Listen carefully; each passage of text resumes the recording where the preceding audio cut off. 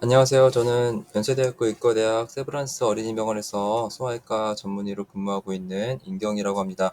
오늘은 소아에서 흔히 생기는 질환 중에 하나인 서해부 탈장 그리고 음낭수종에 대해서 좀 말씀드리려고 하는데요. 실제로 만나본 보호자분들과 또 경험한 환자분들의 이야기도 같이 좀 섞어서 이야기 쉽게 전달해 드리려고 합니다. 서해부 탈장, 사타구니 탈장이라고 부르고요. 일반적인 탈장의 대부분을 차지하기 때문에 소아 탈장이라고 흔히 부르는 그 소아 서해부 탈장이 생각보다 흔합니다. 우리가 어린이들이 초등학교 가면 한 반에 20명 안팎되는 데도 대부분인데요. 한 반에 한 명꼴, 그러니까 1에서 4%에서 발생하니까 한 반에 한 명 정도 발생하는 그 정도로 상당히 흔하고, 설명드리기로는 한 반에 한 명 생기기 때문에 이미 수술을 받았거나 앞으로 받게 될 아이들이 주변에 많이 있다, 이렇게 설명을 드립니다.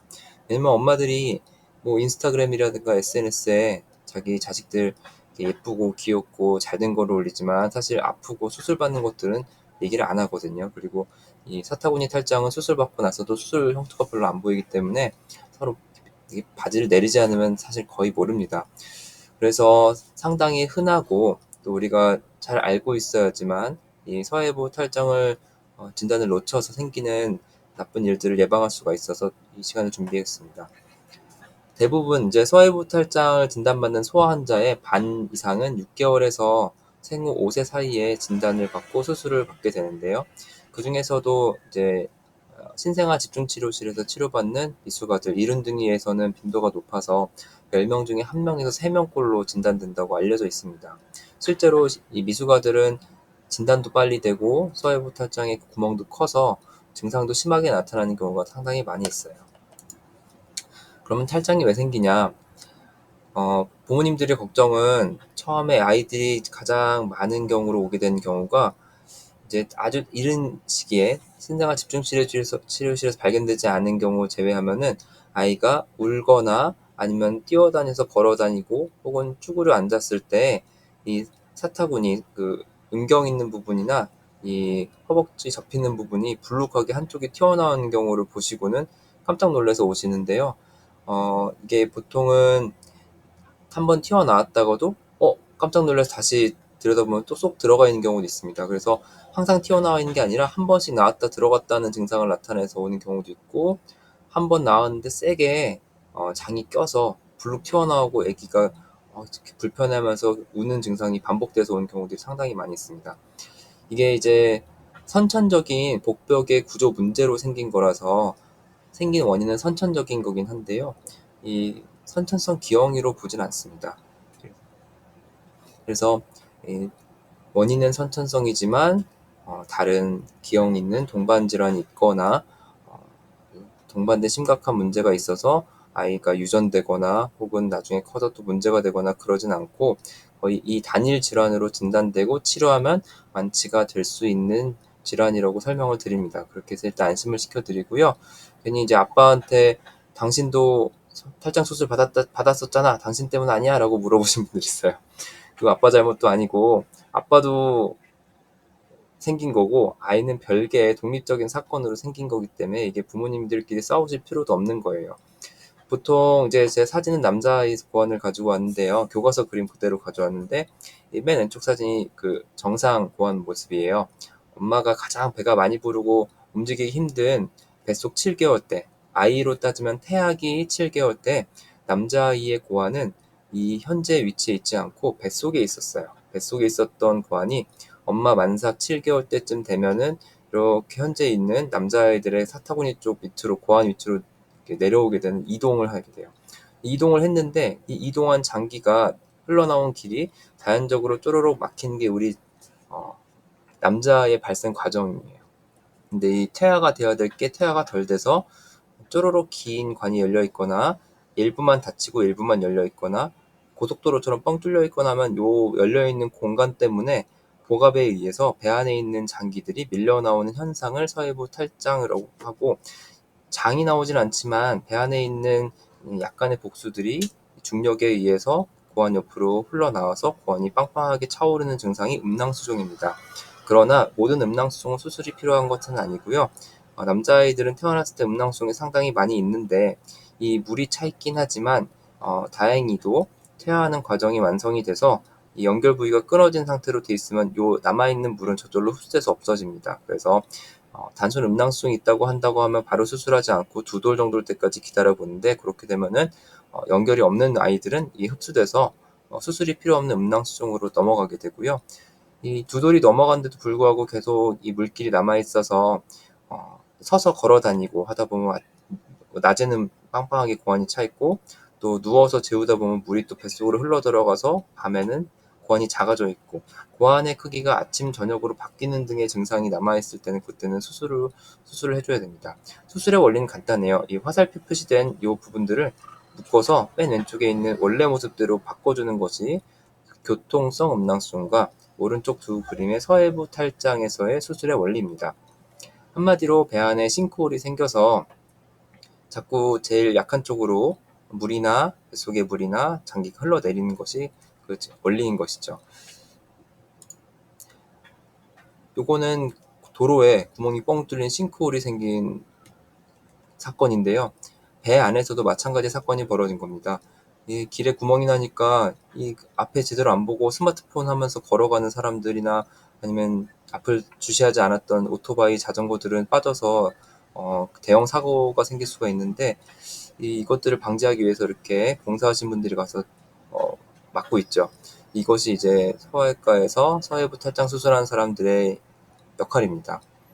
근데 왜 남자 사진만 보여주냐? 여자아이도요, 고환은 없지만 그 외부 생식기 대음순으로 연결되는 이렇게 볼록한 부분이 남아있다가 막히는 과정을 겪어야 되는데, 여자아이들은 고환처럼 길게 늘어오지 않고 해서 길이가 상대적으로 남자아이들에 비해서 짧아서 빈도도 적고 생기는 증상도 약하지만, 그렇지만 이런 식으로 볼록하게 나오는 증상이 모양이 남아있다 그러면은 서해부 탈장이 진단되기도 합니다.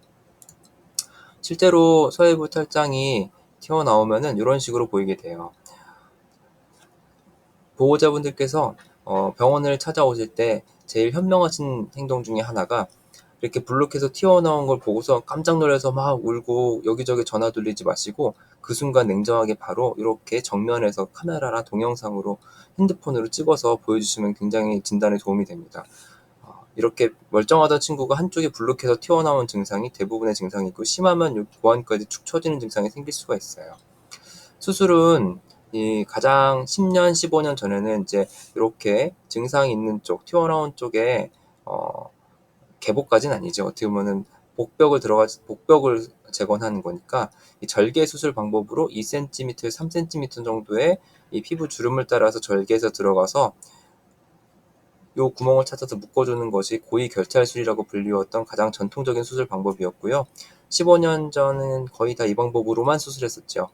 그런데 이제 최근에는 기술이 많이 좋아져서 소아는 복강경으로 서해부 탈장 수술을 많이 하는데, 저도 개인적으로는 복강경을 많이 선호합니다. 그런 이유가 분명히 있는데요.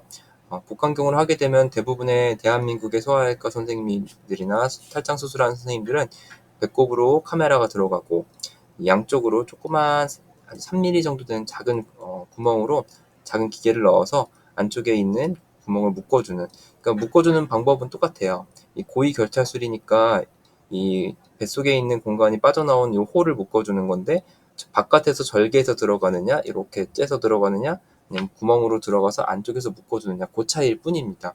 수술의 원리는 같은 거죠. 접근하는 방법의 차이일 뿐이고요. 다만 이제 복강경으로 하는 것에 대해서 아직 인정하지 못하시는 분들도 있고 반대하시는 분들도 실제로 있습니다.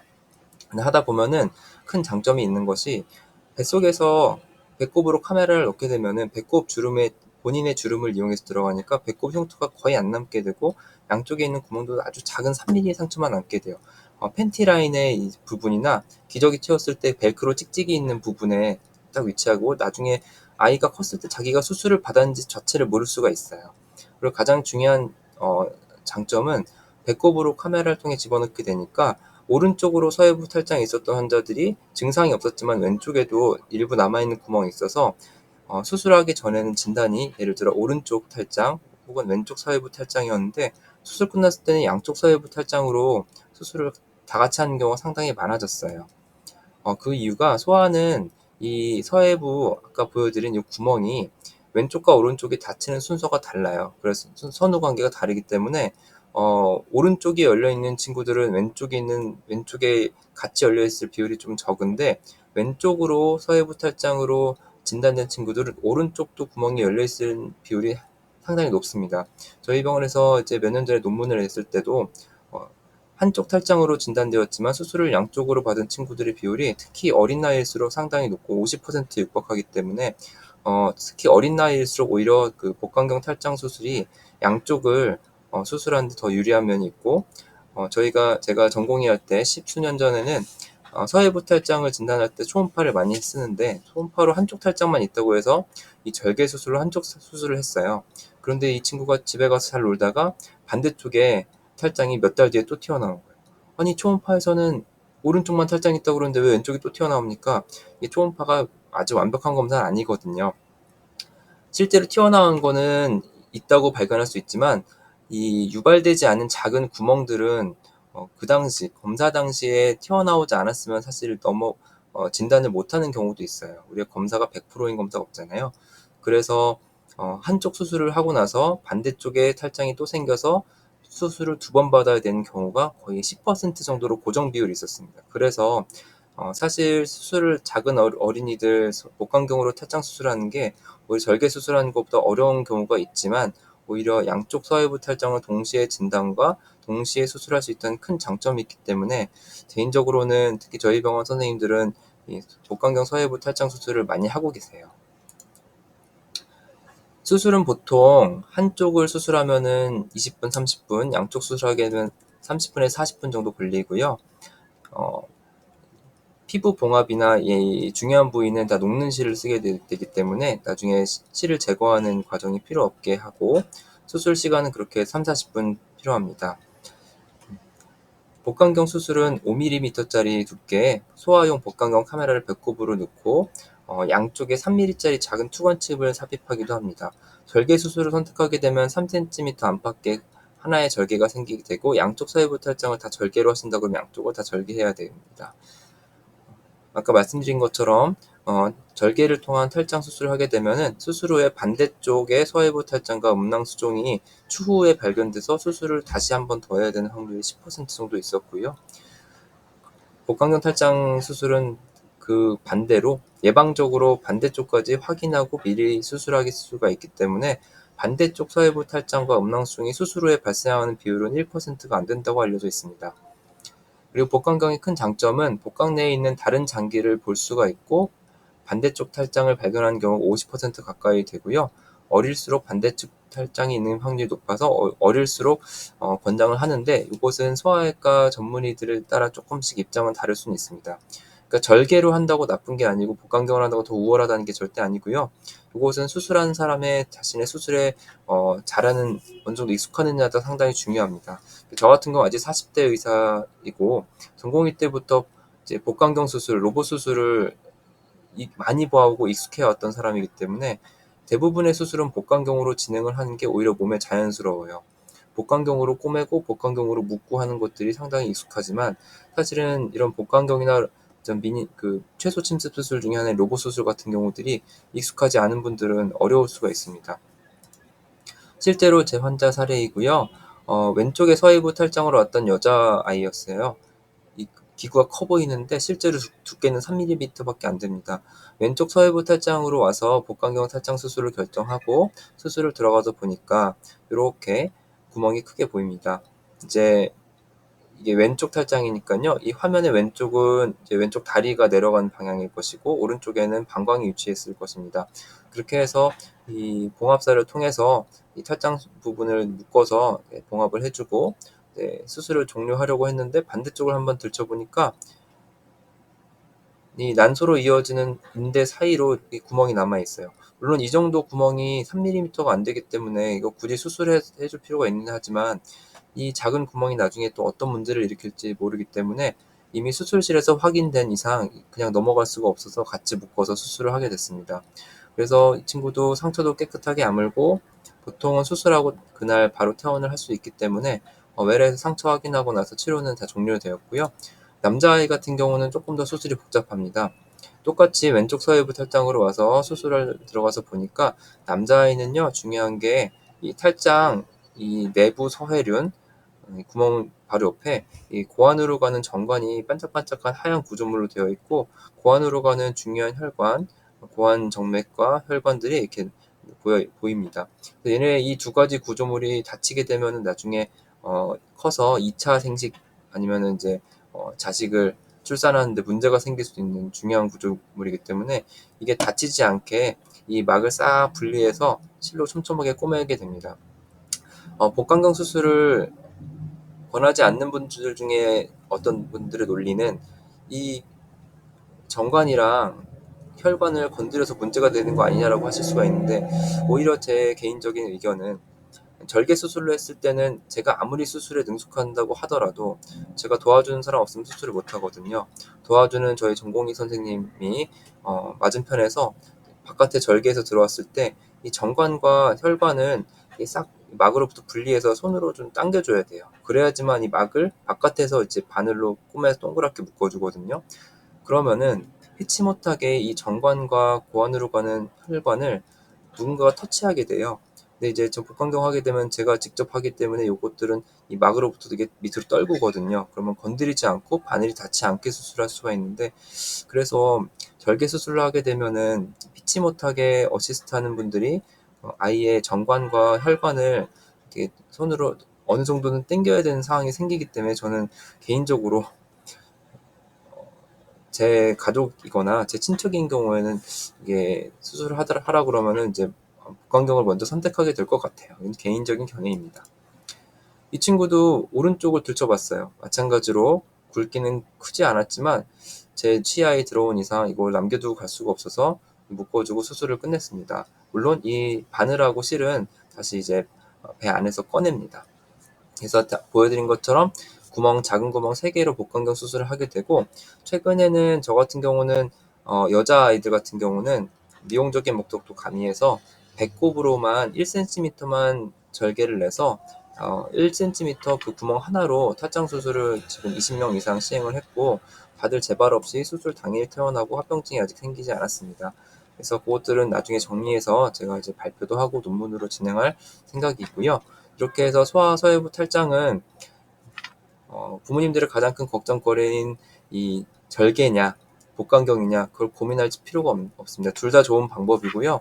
수술을 하시는 선생님이 선택하는 방법에 따라서 하시는 게 좋고요.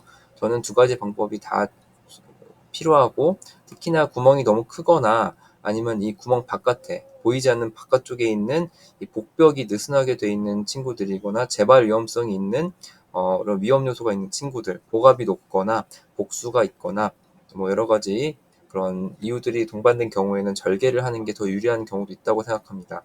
특히나 10살 넘어가는 청소년들은 복압도 높고 이 탈장 이제 지냈던 기간도 길기 때문에 구멍이 크고요. 이 복벽도 같이 보강을 해줘야 될 필요가 있는 경우가 있는데, 그런 경우엔 절개가 더 유리하다고 볼 수도 있죠. 어느 나이까지는 복강경을 하고 어느 나이부터는 절개를 하는 게 좋다라는 그런 딱 정해진 지침은 없습니다. 수술은 보통은 저희 병원에서는 돌이 안 된 친구들은 수술 날짜를 잡으면 전날 입원해서 아침 일찍 수술하고요. 이 수술하고 하루 정도는 산소 모니터링을 하고 집에 가서 2박 3일 정도의 시간이 필요한데, 1세 이상이 되는 친구들은 당일 아침에 입원해서 그날 수술하고 당일 오후에 퇴원해서 보통 당일 입원, 당일 수술, 당일 퇴원이 가능합니다. 수술 자체는 30분을 넘는 경우가 별로 없고요. 마취가 하는데 한 30분, 마취 회복하는데 3, 40분이 걸리는데, 그래서 수술실 들어갔다가 엄마랑 헤어졌다 다시 만나면 1시간 반에서 2시간 정도 여유 있게 시간이 걸립니다. 물론 시간이 조금 더 걸리는 특수한 경우도 있겠죠. 부모님들이 가장 걱정하는 것 중에 또 하나가 어린인데 마취를 어떻게 합니까? 전신 마취 안 하면 안 돼요라고 하는데, 전신 마취 안 하면 안 되고요. 자신 있게 말씀드리는 거는 저희 병원에 있는 마취과 선생님들은 소아 마취를 전문으로 하시는 교수님들이 직접 다 마취를 시작부터 끝까지 다 봐주십니다. 그래서 마취에 의해서 문제가 생기지 않게 최선을 다해서 보시는 대한민국 최고의 마취과 교수님들이 계시고요. 저는 이렇게 설명을 드려요. 수술을 안 하면은 제일 좋죠. 마취를 안 하면 제일 좋은데 실제로 마취할 때 쓰시는 약들을 보면은 이게 수술 시간이 30분밖에 안 걸리기 때문에 이 근이완제라든가 뭐 신경을 억제를 시키는 그런 약들을 사실 굉장히 미약하게 쓰게 됩니다. 우리가 수면으로 대장내시경 받았을 때 이렇게 잠들고 난 다음에 눈을 딱 뜨고 나면 어느새 끝나 있고 삑삑거리는 회복실 소리가 들리거든요. 아이들도 비슷한 경험을 하게 됩니다. 그래서 전신마취라고는 하지만 수술의 강도가 약하고 시간이 짧기 때문에 그것에 맞춰서 마취과 선생님 약을 적절하게 해주시고요. 당일 퇴원이 가능하다는 얘기는 그만큼 마취가 금방 깨고 또 마취에 의한 후유증이 상당히 적다고 볼 수 있습니다. 그래서 마취에 대한 걱정 너무 하지 마시고요. 물론 아주 어린 나이에 태어나서 한 달이 안 됐는데 마취를 하게 되면은 물론 더 큰 아이들보다는 합병증 비율이 높긴 하겠죠. 이게 대부분 호흡기 합병증이거든요. 그러니까 가래나 침을 제대로 뱉지 못할 정도로 힘이 없는 친구들은 이제 폐에 문제가 생길 가능성이 높아지는 건데 평소에 건강하고 열이 없고 감기 없이 건강한 컨디션으로 유지했던 친구들은 기침 잘하고 수술하고 나서 심호흡 잘해주면은 보통 당일날 퇴원이 가능하고요. 저희가 맨 윗줄에 1세 이하는 수술하고 나서 하루 지내고 보는 이유가 수술하고 나서 이게 소흡 중추가 이게 아직 발달이 덜 된 경우들이 간혹 있어요. 그래서 마취가 충분히 깨지 않아서 산소 포화도가 떨어지는 것들을 모니터링하기 위해서 하루 정도는 재우는 과정을 겪습니다. 마취 깨면은 2시간 지나면 물 마시고 식사는 바로 가능하고요. 이게 용어가 탈장 수술이라서 뭔가 장을 건드리는 것 같지만 사실 장을 전혀 건드리지 않고 수술하는 거기 때문에 식사하고 배변 보고 하는 건 전혀 문제가 없습니다. 요즘은 이제 저 같은 경우도 그렇고 상처 부위가 굉장히 작아서 상처 부위에다가 녹는 실로 봉합을 하고 흉터가 거의 보이지 않게 한 다음에 거기다가 그 방수가 되는 본드를 발라서 집에 보내요. 그러면은 집에 가서 물로 씻기셔도 되고 뭐 5분, 10분 이내에 샤워도 가능합니다. 그래서 집에서 소독을 따로 하실 필요도 없고 밴드를 붙이실 필요도 없어요. 그래서 일주일 지난 다음에 제가 봉합한 그 부위에 있는 본드를 제거하고 수술한 부위의 탈장이 재발했는지를 확인하고 아이가 건강하게 다른 문제 없는지 확인하면은 저는 수술하고 일주일 지나서의 진료만으로 치료는 이제 졸업이 된다고 보시면 됩니다. 그렇다면 이제 탈장 수술하고 나서 아무 문제가 없으면 다행인데 어떤 문제가 생길 수 있느냐?